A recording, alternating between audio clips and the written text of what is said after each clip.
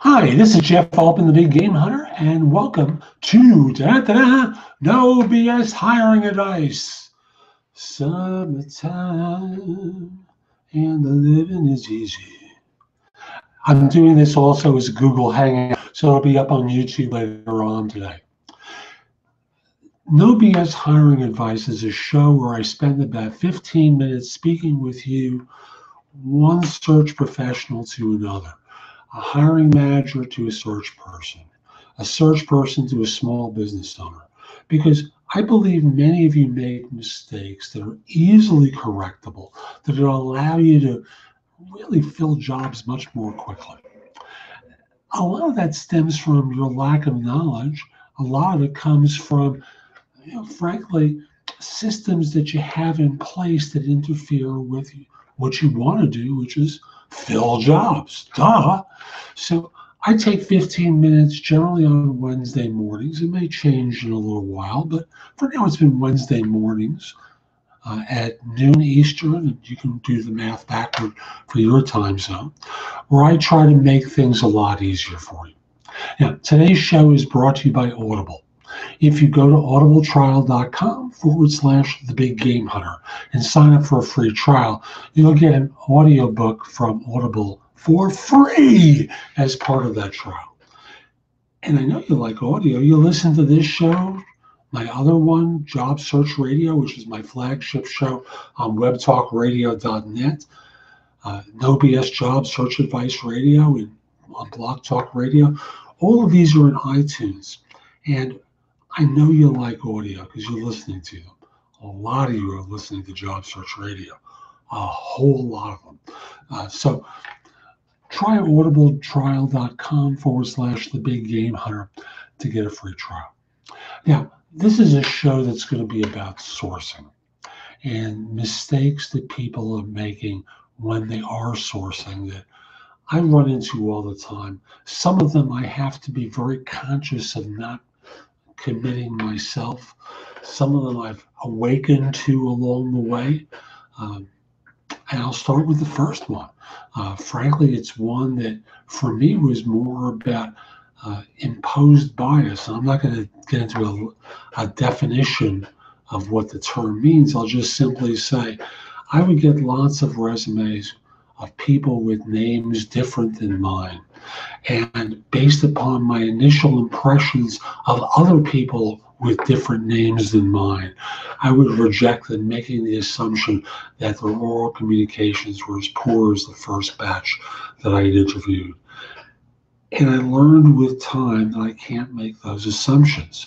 Even for someone who's been in the U.S. for maybe a year on an H-1B visa, there are a lot of extraordinary people out there, and my bias, maybe yours, would get in the way of seeing past their name to get to the resume.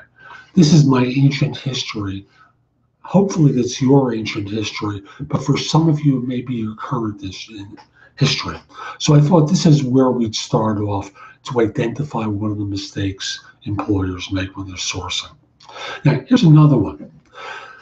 You're using Google, you're using some search engine, you're using LinkedIn, and you have a search that you're running, and you're running a real basic search to try and get as many people as possible for reasons that escape me to no end. But this is what you're doing. Now, the mistake in that is you're scanning way too much and missing the people you really want. So I always encourage people when I coach them, start off with the tightest possible spec that you possibly can. If you've got 12 different criteria, lay out all 12 in an and search.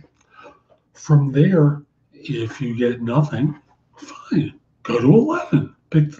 Select out the least important of these criteria and start to examine the people that you get. Maybe you get 15 with 11 of the 12 criteria. Take it down to 10. Obviously, those 11 will be there, but others will be there too. By the way, if you don't have a a full LinkedIn recruiter account. I created a little custom search engine for searching U.S. jobs on LinkedIn or U.S. people on LinkedIn. So it's uh, li hyphen USA.info. I just want to make sure I get it. It's either USA or US.info. And what you'll find when you search with it, it's li.us-usa.info. What you'll find is the LinkedIn database for the US. Now, you have to use uh, your own means to get in touch with people, but you have access to the whole thing of public profiles easily using LinkedIn. So um, make, don't run a generic search, run a full, tight search and work your way back from there. So that's the second mistake I see people make.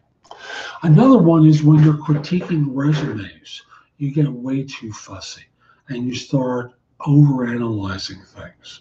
And you're looking at a resume for 6 seconds and you're going, oh, this guy doesn't have this. This woman doesn't have that. And you're just being a fuss budget. And you haven't taken the time to train your customer, the user who's using your services, about flexibility.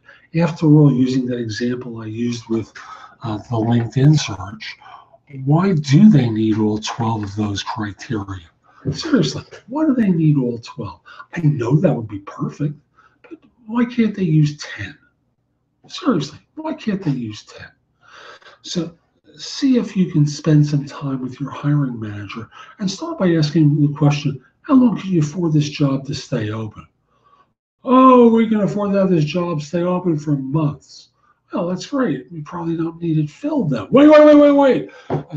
Especially, I'm doing this show at the beginning of August, especially if this is a hiring manager who's going to be going for approval on a new budget for January next year. This is a job that can disappear from their budget if they don't really need it filled that quickly. Only work on things that have a degree of urgency for you. And if they malign you to others, just simply say, they don't need it filled. They told me that point blank. Said they could take 3-4 months to fill it. That doesn't sound urgent to me. 3-4 weeks is unreasonable. 2 months, by the time you get going, by the time you start interviewing people and rejecting them and narrowing down a short list of candidates for second, third round interviews, you can have that job filled in 2 months easily. Anyone who's talking about longer than that in this job market doesn't really understand that folks have lots of opportunities these days. It's not like it was in 2008, 2009, 2010, when the Great Depression too was on. They've got choices. You can't fool around. So here's another mistake people make when they're doing their sourcing. They kind of get fixated on one job.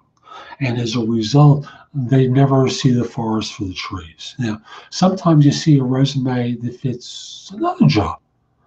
And you would think you would wake up to the fact that you can fill that second job with that candidate, but no, they get fixated on things.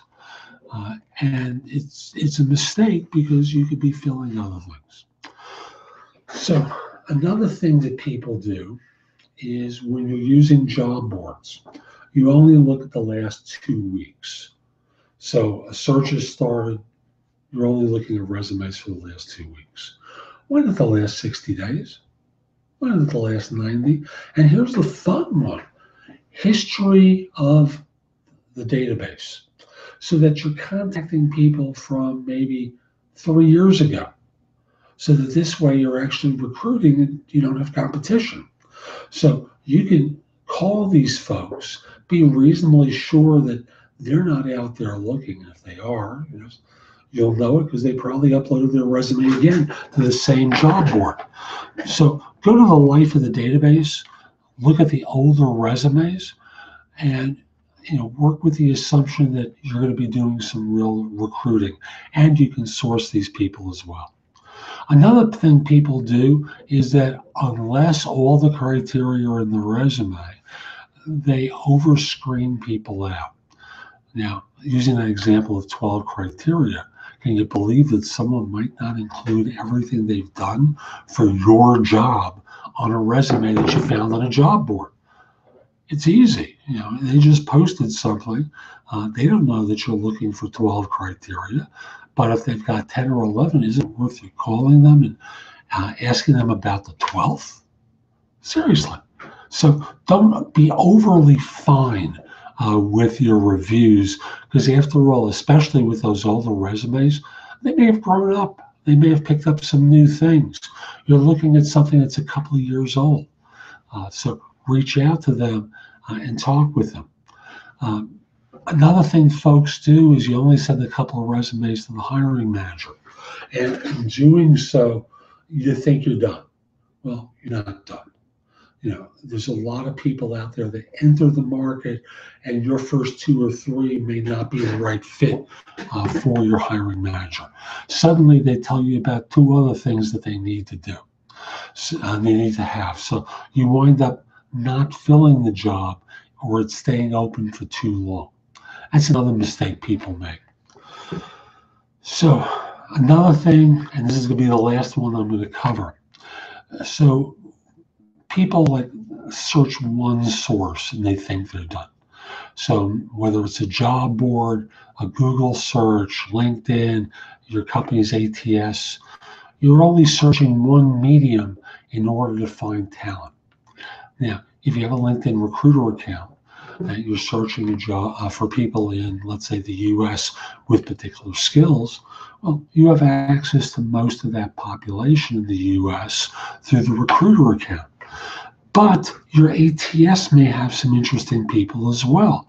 So just focusing on one thing is a mistake. And you don't want to do that. What you want to be doing is reaching out to as many people as possible. You want to be getting referrals from the folks that you're talking with, because some are going to say to you, this isn't the right time for me. Would you mind if I just describe the role and see if you might be able to point me to someone? Oh, I know no one. No one on the planet is my friend. Certainly no one like me. Okay, they're an idiot. You can mark that in your ATS as part of your stories that let you know about how foolish this person is. Again, don't focus on one particular recruiting source. Oh yeah, I can't help but include this. Don't think the job boards have awful people. They don't. They have people in them. And at one point, they were actively looking for work. Maybe that's now.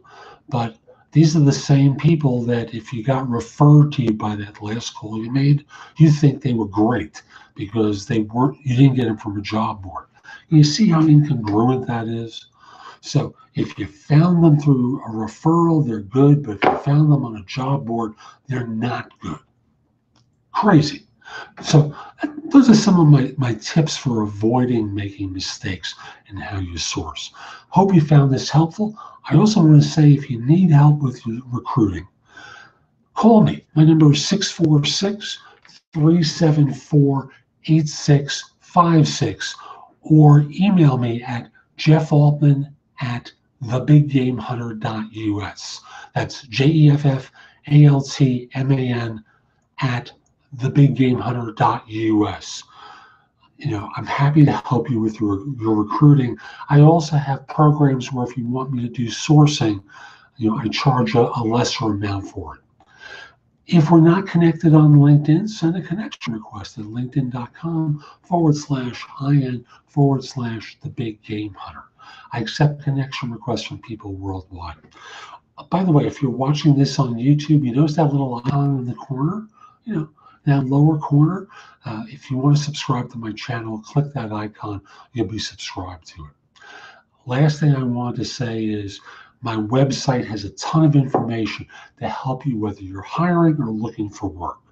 Visit thebiggamehunter.us. There's a lot there that you can watch, listen to, or read to help you with your staffing, to help you with your job search. I'm Jeff Altman. Hope you enjoy this. Hope you have a great day.